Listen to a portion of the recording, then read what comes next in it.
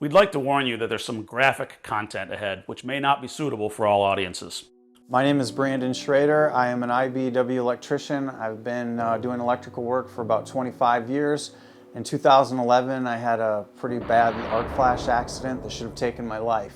Since then, I have become a motivational safety speaker, and I travel all over the country telling my story to thousands and thousands of people nationwide.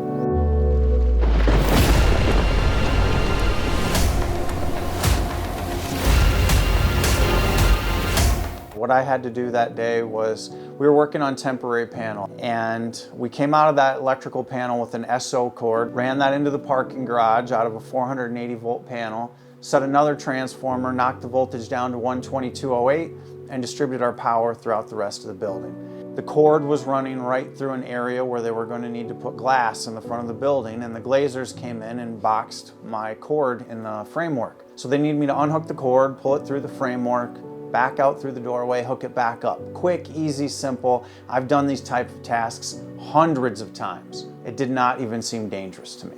I did know that I was working on an energized system. I knew that I needed arc-rated clothing. We had around 10 suits in the company, one 40 cal suit at the shop if we needed to sign it out. But one of my coworkers had borrowed it the day before for another job site, so I didn't have it. And I'm thinking, do I call the general contractor back and tell him I'm sorry, I don't have the proper safety gear? That's not the guy I am. I'm the guy who's gonna say, I'm gonna get this done. So I went ahead and did the job even though I had just a cotton shirt and pants on. And I ended up paying the price. What caused the arc in my case was, I was working with another guy. I brought the wire up over my head. I let go of the wire, I thought he had it. And when I brought my hand down, the ground wire flopped back into the panel, hit one of the bus bars, and it started to go phase to phase. I remember the arc happening. I remember this loud, buzzing, humming sound. I remember the transformer just making this awful noise, and I just remember this panic that set in my mind. I mean, the heat, the noise, felt like it was going on for minutes, but it was fractions of a second. And I remember standing up, and I remember thinking, you are on fire. And then I remember looking up, and I remember seeing the black cloud of smoke. I remember seeing the grass around me on fire. I remember taking my hand, and my entire palm was blown off of my hand, and this panic set in because I'm thinking, this is gonna hurt, and this is gonna hurt bad. You better get to the hospital, and you better get there now. So I had 16% body burns on my face and arms. I remember looking at my face, and I just did not want to live anymore. There's no way anyone was ever going to make me believe that my face was going to heal. They told me if I lost pulse in my hand, they may have to amputate it.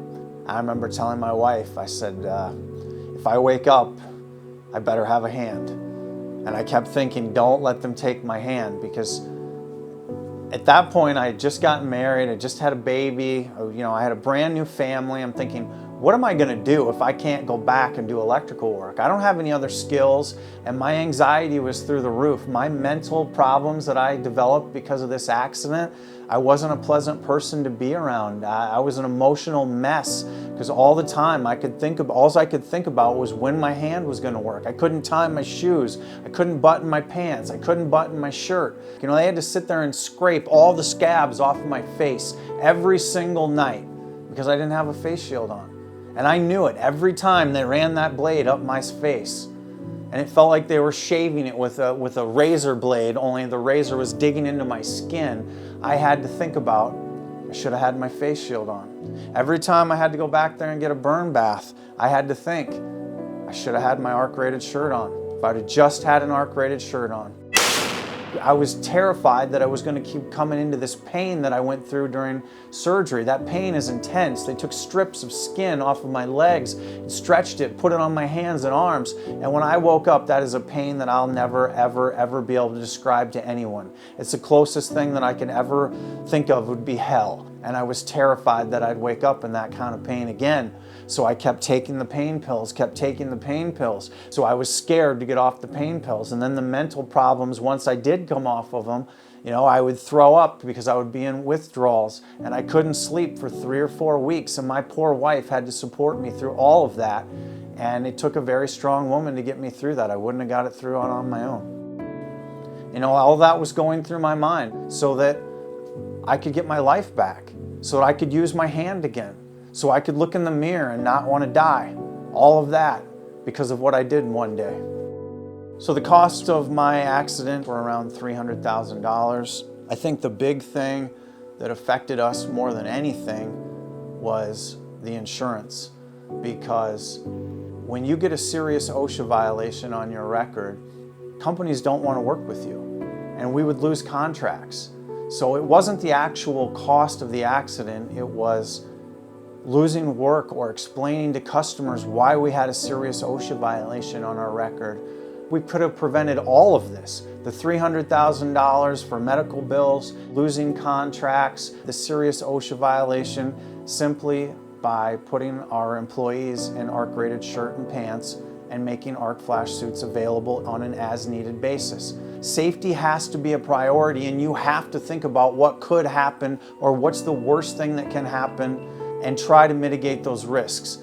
So there was a number of things with my accident that would take one of those things away. No way this accident would have happened. Late in the day, when someone throws something on your plate last minute, you're like, all right, I want to hurry up, get this done so that I can go home. And that's exactly what I did. I think if you have the ARC-rated shirt and pants, now somebody throws something on my plate last minute in the day, the chances of me getting injured go down dramatically. I don't blame anyone other than myself for what happened that day. Yes, I didn't have a ton of training.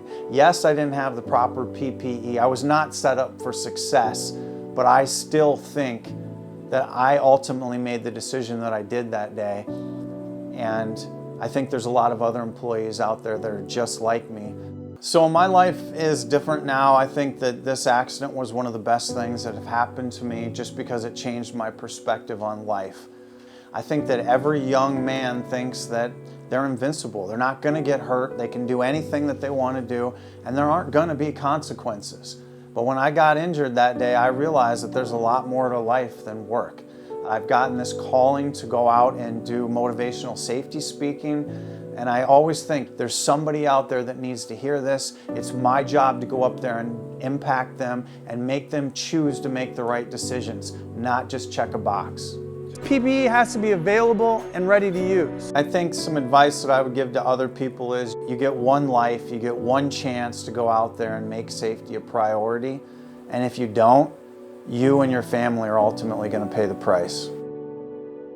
Thank you very much for sharing the risks in a task-based approach and the advantages of ARC-rated daily wear. If you'd like to hire Brandon to speak to your group, you can reach him at believinsafety.com.